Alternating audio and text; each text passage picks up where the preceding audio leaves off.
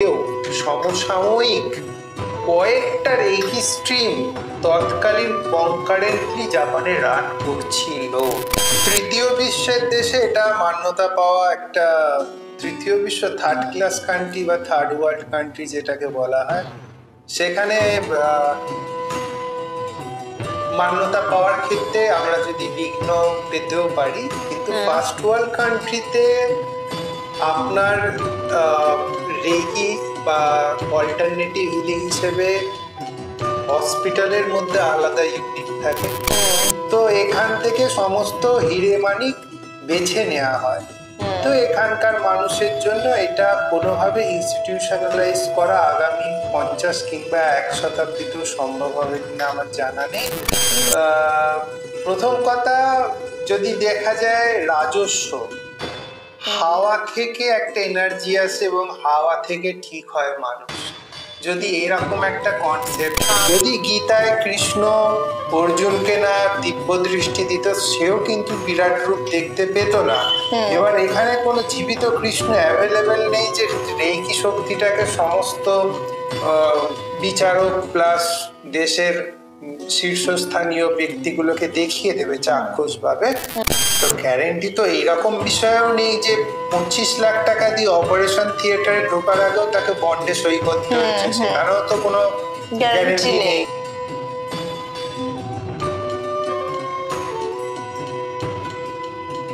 তো আচ্ছা, এই রেকি শক্তি কি ভারতীয়রাই প্রথম উত্থাপন করেছিল, না এটা অন্য জায়গা থেকে উঠে এসেছে? দেখুন, বিবেকানন্দ যতদিন না বিদেশে গিয়েছিল তার এতদিন মান বাড়ে। হ্যাঁ, একদমই তাই। যে কোনো জিনিস যখন বিদেশ থেকে ঘুরে আসে, বিদেশে গিয়ে যখন প্যাকেট হয়ে আবার আসবে না, সেই জিনিসটাকে আমরা লুফে ব্র্যান্ডেড প্রোডাক্ট হয়ে। হ্যাঁ, এটা খুব ঠিক কথা, খুব ঠিক কথা। ভারতে এটা চিকিৎসাটা ছিল, এটাকে স্পর্শ চিকিৎসা বলা হতো। কমল শাস্ত্র বলে একটা বুদ্ধদেবের জীবনকালীন একটা গ্রন্থেও এই বিদ্যাটির কিছু মাত্রিক উল্লেখ আছে। জাপানিদের মধ্যে এই বিদ্যাটি অলরেডি প্রচলিত ছিল। অনেকেই ভাবেন মিকাউশি হলেন এই বিদ্যাটির প্রতিষ্ঠাতা এবং প্রথম গ্র্যান্ড মাস্টার, কিন্তু ওনার আগেও সমসাময়িক কয়েকটা রেকি স্ট্রিম তৎকালীন কনকারেন্টলি জাপানে রান করছিল। আচ্ছা, ঠিক আছে, কিন্তু উনি প্রথম সর্বশ্রেষ্ঠ পদক্ষেপ নেন, এটাকে ইনস্টিটিউশনালাইজ করেন এবং সাধারণ মানুষের মধ্যে ছড়িয়ে দেওয়ার জন্য ব্যবস্থা নেন। ওই জন্য আমরা সাধারণভাবে ধরি যে রেকি বিদ্যা মিকাউশিয়ের দেওয়া, কিন্তু অ্যাকচুয়ালি রেকি বিদ্যা প্রথমে ভারতে ছিল, সেখান থেকে ব্যবহারের অভাবে তিব্বতের মধ্যে সীমিত হয়, সেখানেই গুপ্ত ছিল। পরবর্তীকালে বিভিন্ন দেশের রিসার্চার এবং স্পিরিচুয়াল গবেষকরা ওই বিদ্যাটি শিখে শিখে নিজের দেশে ফলিত করতেন। আর মিকাউশি একমাত্র জনসাধারণের মধ্যে ছড়িয়ে দিয়েছিলেন। তাই মনে হয় যে রেকি শব্দটা জাপান থেকে এসছে, অ্যাকচুয়ালি এটা ভারতীয় বিদ্যা। আচ্ছা আচ্ছা, এটা অনেকেই জানবে না, যেহেতু শব্দটা তো অন্যরকম শোনায়, তাই জন্যই ব্যাপারটা ক্লিয়ার। তো আমার নামটা রেকির সঙ্গেই মেলে। ভীষণ ভাবে আপনার নামটা, মানে আপনার মানে জন্মের সঙ্গে কর্মটা না পুরোপুরি মিলে গেছে, মানে জন্মের সঙ্গে। হ্যাঁ, দেখুন, মানে আমি যে সময় জন্মেছিলাম রেকি নাম একদমই আনকমন ছিল। একদমই তাই। আর আমার ক্লাসে, আমার স্কুলেও মনে হয় ওই নামে আমার চলাকালীন, মানে আমার থাকাকালীন কারো ডাক নামও ছিল না। তাই তো বলছি, মানে রিকি নামটা একদম একদম আনকমন নেম। সেখান থেকে রেকি মাস্টার রিকি রয়, এমনকি রয়টাও আর এর সঙ্গে ম্যাচ খেয়ে গেছে, মানে এটা ঈশ্বরের আশীর্বাদ ছাড়া আর কিছু না। একদমই তাই। আমরা জানি যে আমাদের চিকিৎসা বিজ্ঞান ভীষণভাবে উন্নত হয়েছে এবং তার সঙ্গে সঙ্গে হোমিওপ্যাথি, অ্যালোপ্যাথি, কবিরাজ, মানে যেগুলো আমাদের সার্টিফাইড, ঠিক আছে। তো রেকিও কি সার্টিফাইড, মানে সরকার কি বা মেডিকেল যে টিম এটাকে কি মান্যতা দেন যে রেকিকে নিয়েও আপনারা এগোতে পারেন? আপনি কি বলেন? তৃতীয় বিশ্বের দেশে এটা মান্যতা পাওয়া একটা তৃতীয় বিশ্ব থার্ড ক্লাস কান্ট্রি বা থার্ড ওয়ার্ল্ড কান্ট্রি যেটাকে বলা হয়, সেখানে মান্যতা পাওয়ার ক্ষেত্রে আমরা যদি বিঘ্ন পেতেও পারি, কিন্তু ফার্স্ট ওয়ার্ল্ড কান্ট্রিতে আপনার রেকি বা অল্টারনেটিভ হিলিং হিসেবে হসপিটালের মধ্যে আলাদা ইউনিট থাকে। আমাদের ভারতে তো কোনো হসপিটালে আছে বলে আর আমার নাম জানা নেব নেই। না কোনো হ্যাঁ। দেশে, থার্ড ওয়ার্ল্ড কান্ট্রি হ্যাঁ, বলে হ্যাঁ। মেনশন করলে মোটামুটি বোঝা যায় যে থার্ড ওয়ার্ল্ড কান্ট্রি হলো একটা ডাম্প এরিয়া যেখানে সমস্ত কিছু ফেলা হয়। তো এখান থেকে সমস্ত হিরে মানিক বেছে নেওয়া হয়। তো এখানকার মানুষের জন্য এটা কোনোভাবে ইনস্টিটিউশনালাইজ করা আগামী 50 কিংবা 1 শতাব্দীতেও সম্ভব হবে কিনা আমার জানা নেই। তবে তার প্রতি সকল দেশের প্রতি আমার শ্রদ্ধা আছে, কিন্তু ব্যক্তিবর্গেরা নিজেরা পার্সোনালি এক্স্যাক্টলি, আমি এটা বলতে চাইছি যে মানুষ যদি উপকৃত হয়, কান্ট্রি কতদিন আটকাবে? আটকাতে পারে। মানে কোন দিক থেকে আপনি বলছেন? মানে সে নিজের সব দিক ইনস্টিটিউশন থেকে। চালু করলো কারণ না, কারণ এর অনেক যে মানে কারণ কোথাও কি ক্ষয়ক্ষতি হবে? মেডিকেলটাকে লোকে অবিশ্বাস করতে শুরু, অবিশ্বাসের জায়গা তো অবিশ্বাস নেই, কোনোভাবেই নেই। দেখ, তো মার্চ করতে চাইছে না কেন? আপনার মনে হয় যে সমস্যাটা কোথায়? এই প্রশ্নের উত্তর প্রচুর আছে, দিলে মুশকিল হবে। তুমি আপনার একটা ছোট্ট চ্যানেলেরই করে বলেন। প্রথম কথা, যদি দেখা যায় রাজস্ব, হাওয়া থেকে একটা এনার্জি আসে এবং হাওয়া থেকে ঠিক হয় মানুষ। যদি এরকম একটা কনসেপ্ট, মানে ম্যাক্সিমাম ক্ষেত্রে যারা পেন রিলিফ খুঁজছেন, আর যদি পেন কিলারের ব্যবসা দেখেন পৃথিবীতে, তাহলে যদি হাওয়া থেকে একটা জিনিস এসে হাওয়াতে ঠিক করে দিয়ে হাওয়াকে দিয়ে চলে যায়, মিলিয়ে চলে যায়, তাহলে একটা জিনিসের যে ভীষণ পরিমাণ রাজস্ব বা ট্যাক্স রেভিনিউ, যেটা ট্রিলিয়ন অ্যামাউন্ট হতে পারে, পেনকিলার মানুষ মুঠো মুঠো খায়, যেটা আপনার কয়েক লক্ষ হাজার মানুষের রুজি রোজগারের ওপর ব্যবস্থা, তারা তো এটাকে কম্পিটিশন হিসেবে নিতে পারে। কারণ জিনিসটার তো কোনো আদালতে গিয়ে কেউ স্ট্যান্ড নিতে পারবে না যে এনার্জিটা এসছিল, এনার্জিটা দেখালো, এই ফ্লো হলো, দেখা যায় না। যতটা আমাদের দেখার ক্ষমতা এই 3 ডাইমেনশনাল ওয়ার্ল্ডে, তার মধ্যে তো রেকি শক্তিকে চাক্ষুষ ভাবে দৃশ্যমান নয়। যদি গীতায় কৃষ্ণ অর্জুনকে না দিব্য দৃষ্টি দিত, সেও কিন্তু বিরাট রূপ দেখতে পেত না। এবার এখানে কোনো জীবিত কৃষ্ণ অ্যাভেলেবেল নেই যে রেকি শক্তিটাকে সমস্ত বিচারক প্লাস দেশের শীর্ষস্থানীয় ব্যক্তিগুলোকে দেখিয়ে দেবে চাক্ষুষ ভাবে। তো এটা যেহেতু দেখা যায় না, এবার লোক বলবে এর তো কোনো গ্যারেন্টিও নেই। তো গ্যারেন্টি তো এইরকম বিষয়েও নেই যে 25 লাখ টাকা দিয়ে অপারেশন থিয়েটারে ঢোকার আগেও তাকে বন্ডে সই করতে হচ্ছে, সেখানেও তো কোনো গ্যারেন্টি নেই।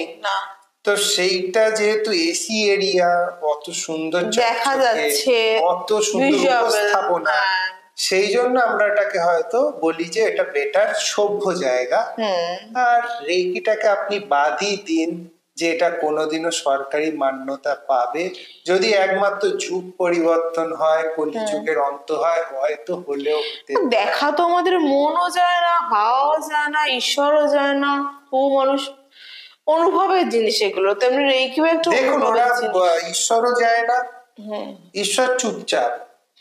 ঠিক আছে, আপনি একটা ঈশ্বরের সামনে ঢোল করতাল পিটিয়ে গান করলেও সে কিছু বলবে না, আপনি চুপ করে বিশাল খাবার দাবার সাজিয়ে দিল সে কিছুই বলবে না, উনি মৌন আছেন, ওই জন্য উনি কিন্তু আইনি ভাবে ভ্যালিড।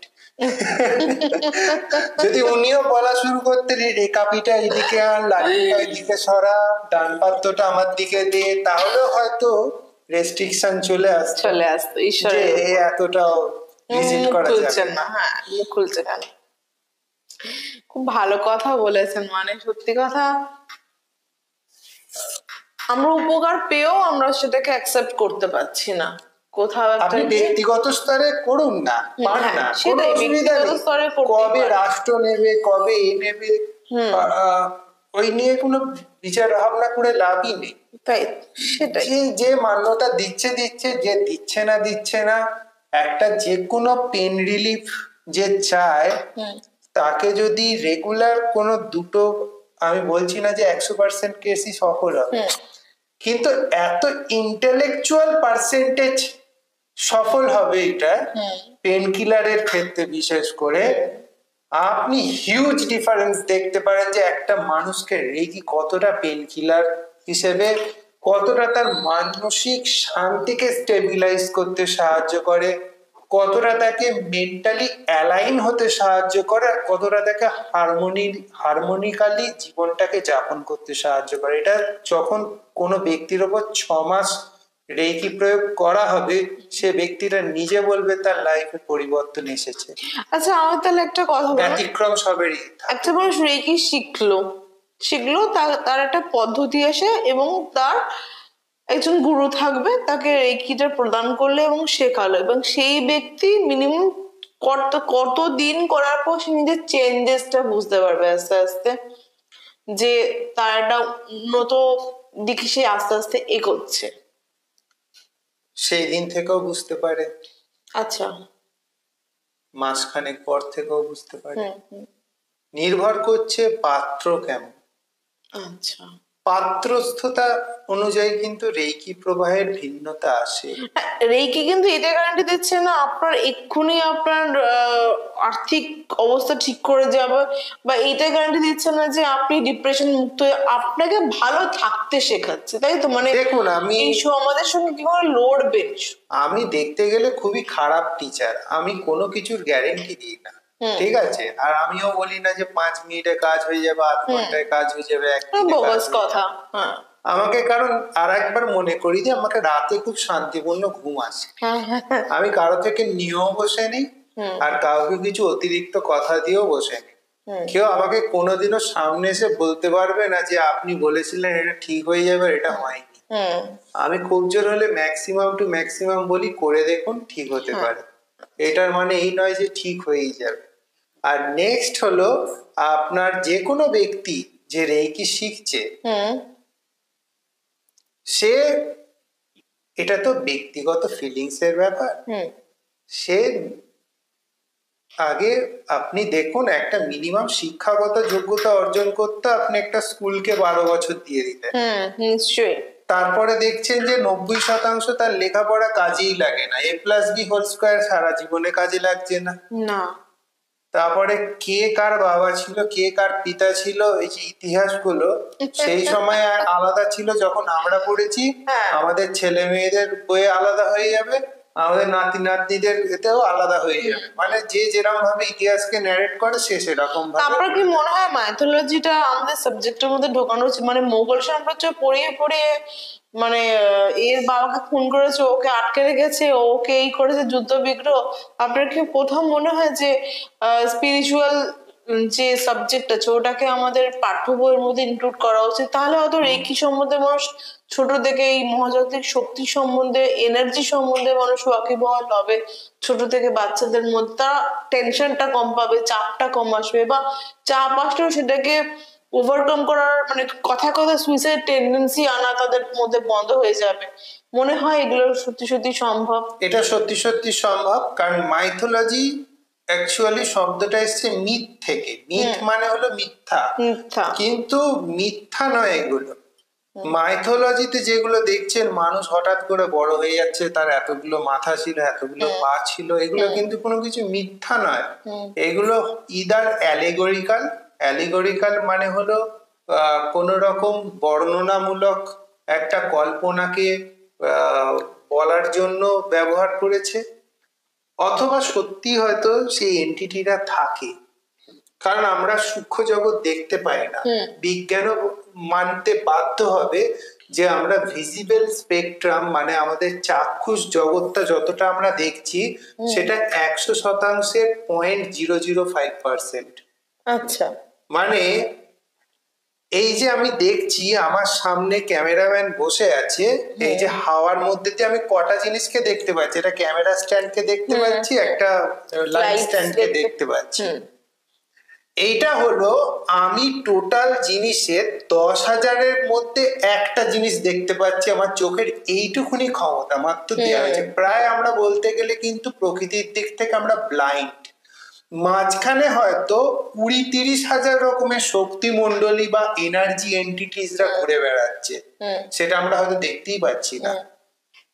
তো মাইথোলজি সমস্ত স্তরের, সমস্ত লেভেলের, সমস্ত স্তরের যে এনার্জি ফিল্ড সেইগুলো নিয়ে কথা বলে।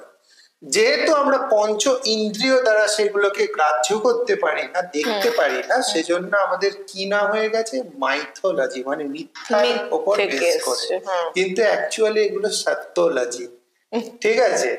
আর আমি যদি ব্যক্তিগতভাবে বিশ্বাস করি, আমার এটা ব্যক্তিগত ধারণা, স্কুলে আমি ম্যাক্সিমাম যা কিছু করেছি 12 বছর 13 বছরে, কাজে লাগেনি লাইফে, কাজে তো লাগেনি, উল্টে এখন মনে হয় সেগুলো মিথ্যাই পড়ানো হয়েছে। ওই স্কুলের পড়া ম্যাক্সিমাম আমার মাইথোলজি মনে হয়।